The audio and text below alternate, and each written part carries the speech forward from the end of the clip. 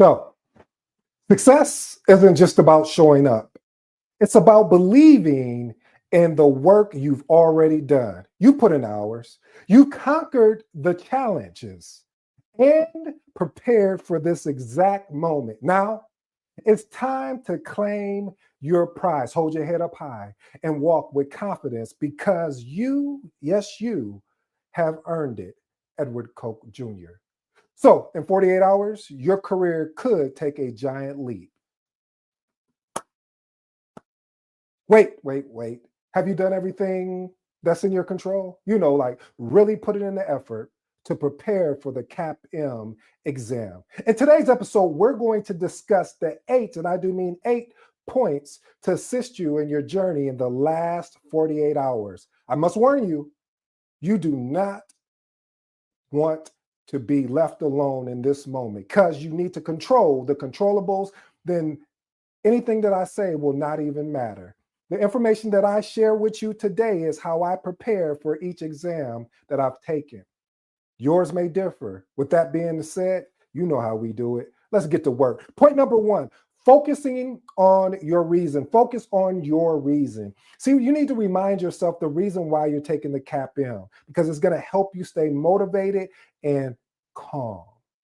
I remember when Tim Grover was talking to Michael Jordan. He asked Michael Jordan, "How you doing?" And Michael Jordan said, "I have some butterflies in my stomach." And Tim Grover said something that was powerful yet efficient. He said, "Well, just get them going in the right direction."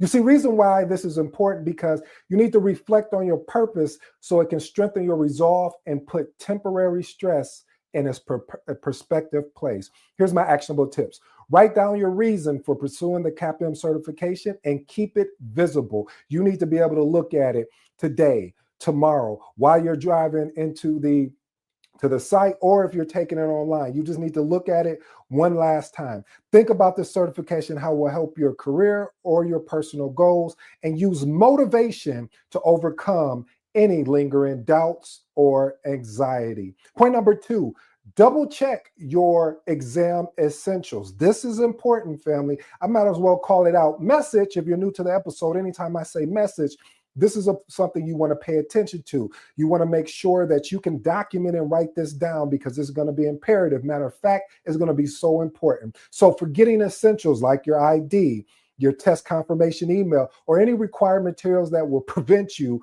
from actually taking the exam. The reason why this is important, family, do everything that is in your control to ensure a smooth check-in process and reduce any unnecessary stress. You don't need any more additional stress. Here's my actionable tip. Create a checklist of essentials like your government issue ID, the test center confirmation, and any allowed materials, which we all know there are any additional materials that you can bring in. You have to leave them in the locker.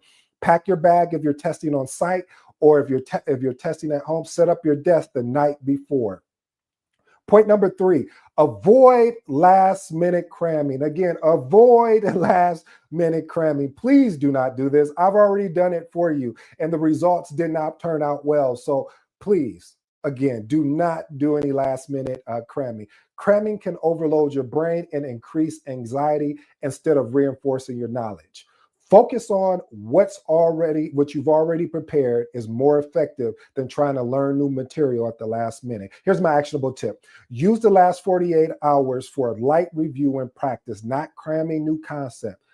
Trust your preparation, family. If you went and studied this exam for the certification, if you had a good trainer, then they should have gotten you prepared to take this CAPM exam. And again, avoid second guessing yourself. You got this. Point number 4, close any gaps if you did not score between about 80 to 85%. Revisiting these areas that you scored below master ensures you're solidifying and understanding every high priority topic. Why is this important? These areas are likely where you can make the most significant improvement and potentially boost your overall score. Here's my actionable tip. Use your practice test results to identify any areas. So if your trainer gave you, a couple of mock exams and any quizzes, I would really get myself aligned on the quizzes, and maybe depending on, again, when, if you're starting if your 48 hours starts tomorrow, I may potentially take another mock exam just to get that conditioning right, so I'm good to go. And just focus on key topics: the project lifecycle, agile, WBS, schedule variance, etc. You know where your weak areas are. You need to attack those, but that is the conjunction. Please do not forget the things you've done. So that should be a light touch. Point number 5, arrive 30 minutes early.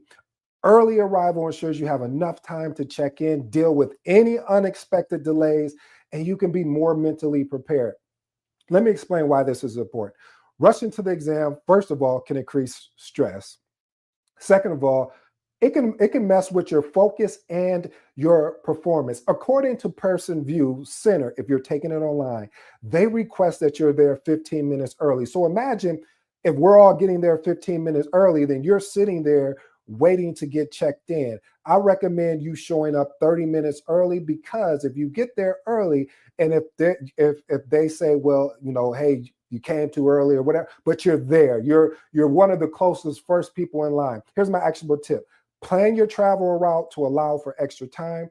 Use this time to relax, review light materials, and I mean very extremely light, and take a woosah moment, deep breath. If taking the exam at home, log in 30 minutes early. Also, I will leave the links to this information. I have it in the description, family, for the Pearson VUE. So copy and paste that so you can see the actual document of what their expectations are. I also have the PMI content outline, just in case if you can't find it. I've already taken care of that for you. I don't want you to worry about anything, but focus on keeping the main thing, and that is sitting and passing the exam. Point number 6, get plenty of rest. Again, please get plenty of rest. Resting before the exam ensures your mind, body are at peak condition for test performance. With sleep deprivation, you could, and I do mean you could, depending on you, could affect the memory and focus and decision making. The reason why this is important, family: a rested brain processes information more effectively, and this has an opportunity for you to increase your chances of recalling key concepts during the exam. Here's my actionable tip: aim for 7 to 8 hours of sleep, or how many hours you think you need in order to be the best version of yourself the night before the exam. Set an evening routine to wind down, such as reading, meditating, whatever that looks like to you. You need to have a routine, an evening routine in place. This is non-negotiable. So whatever that looks like for you, create it. I just gave you an example: maybe reading, maybe meditating, maybe just laying there and just thinking about what you're going to do, how you're going to sit down and conquer this exam. Whatever that looks like, I recommend you do it. Point number 7, write down the exam date and affirm your success. I know this is going to sound like what they say is woo-woo, but I'm telling you what I did, not what I heard. This is exactly what I did. I don't know if it'll work for you, but you asked me. I'm gonna provide these tips of what worked well for me. Write the date of your exam, affirming success. What does that look like, ED? Well, it looks like I passed the CAPM exam on whatever date that is. If it's the 30th, if this is the 31st, if it's the 1st, whatever date you're gonna sit down and pass this exam, write that date in there. Again, I passed the CAPM exam. See, this is just basically mentally conditioning techniques that help boost confidence as well as motivation. Why is this important? Positive affirmation reinforce your belief in your preparation and can minimize or reduce your test anxiety. Again, here's my actionable tip. I mentioned it earlier. On a visible piece of paper, write, I passed the CAPM exam on whatever date that is. Place it somewhere you can see it often. I had it on my bathroom mirror. I had it on the door. Yeah, I went crazy with it because I had to get that belief in my head. And again, you may say it's woo-woo stuff, or you might say, oh, I don't work. Well, that's fine. I'm telling you what I did. Take a few moments to read it out loud each time you see it. When you're going to the mirror, I passed the CAPM exam on whatever that date is. If it was the 31st, if it was the 1st, whatever date that is for you. Point number 8, this is important as well. Drive to the test center ahead of time if taking it on site. See, knowing where the test center is and how long it takes to get there That can help you avoid unnecessary surprises on test day, such as getting lost or being late or running into traffic. You want to understand what the traffic is looking like at that time. If you know you're going at 8 o'clock, between 8 and 9, there's probably going to be a lot of traffic there. So you want to find out if that's the case. Hey, maybe I might need to leave 45 minutes. Maybe I might need to leave an hour than I normally would. But whatever that looks like to you, you need to do that. When I went to the test center, I left an hour earlier because I was like, hey, if I get stuck in traffic because I did my homework and was just like, okay, 8 and 9, I know I'm taking around that time, it's going to probably be a lot of traffic. So I probably need to get out of here at 6 or 7 just to make sure that if I run into any surprises that I can make the adjustment as necessary. This is important because being late could potentially forfeit your exam, and adding additional stress can impact your performance. Here's my actionable tip. Again, do a trial run to the test center, noting traffic patterns as well as parking. Where am I going to park at? What if that parking space is done? What if Phil? What if that park? So you're like, wow, why am I going on this? We're trying to eliminate as much stress or much anxiety that we potentially can. So again, plan your departure time to arrive at least 30 minutes early, because remember what we talked about, Pearson VUE wants you there 15 minutes early, and I believe remote is either 30 or something of that, meaning if you're taking it at home. So double check the test center address as well as the parking instructions. Well, family, I hope you enjoyed today's episode. Would you mind if I over deliver? Is that okay with everybody here? Would you mind if I over deliver? Hey, Christian, I appreciate you joining. If you don't mind, I would like to over deliver. You know what? Let's over deliver. Here's bonus number 1. Confirm all requirements if taking the exam at home. For home testing, there are specific rules and technical requirements you must follow to ensure a smooth exam process. Missing any of these steps could, and I do mean could, or potentially result in delays or disqualification. Why is this important? Being late could result in forfeiting your exam, and added stress can impact your performance. Do you see a running theme in today's episode? I'm talking about stress. I'm talking about anxiety. I'm talking about what are the things that I can control. I can't control everything, but I can control if I'm going to be there on time, if I made the decision to leave early, if I made the decision to prepare the night before. Here's my actionable tip. Test your computer's compatibility with the exam software. Set up a quiet, distraction-free space with no prohibited items visible. Prepare your government issued ID. Have that thing on your desk so as soon as you sit down and you have your ID that you can show it right away. Log in at least 30 minutes before the exam to complete the check-in process.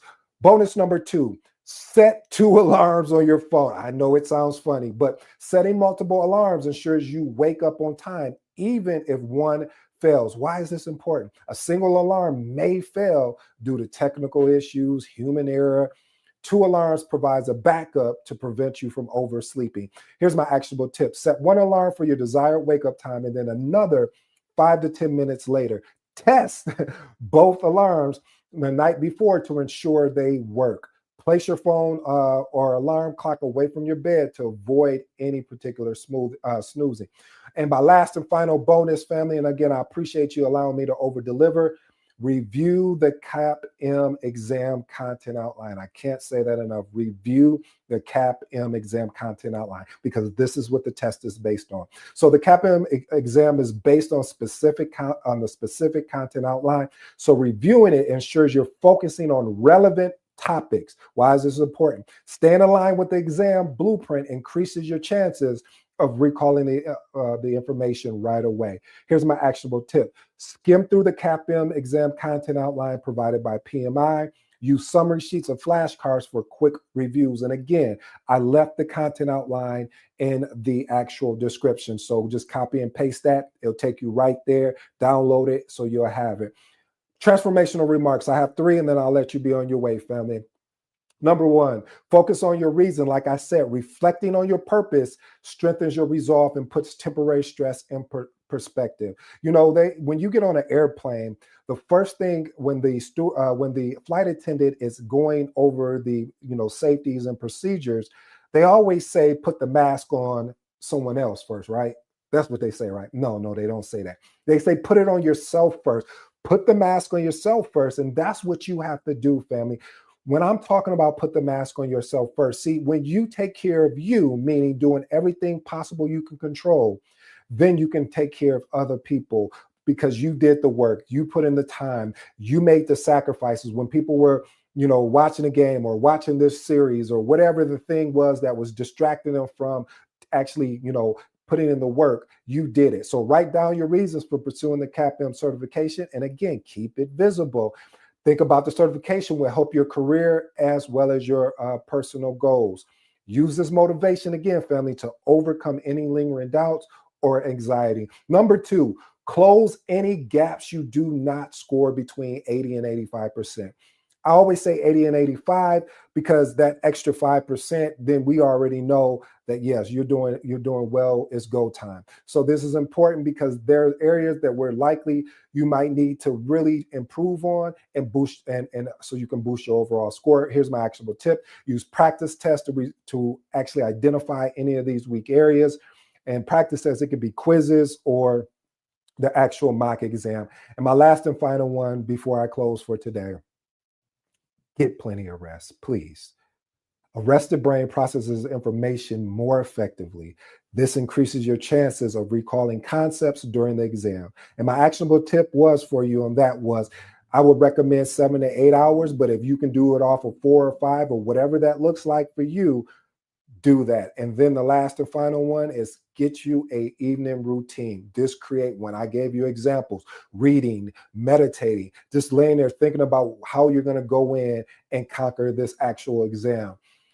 Family, I go by the name of ED. For all you smart and intelligent folks out there, that just simply means Ed. To the family member that asked about these tips, I thank you personally because this is something I really love talking about, is the CAPM, the PMP certification, as well as the ACP certification. So I appreciate you tuning in with me today. If you have any further questions, you know how to get a hold of me.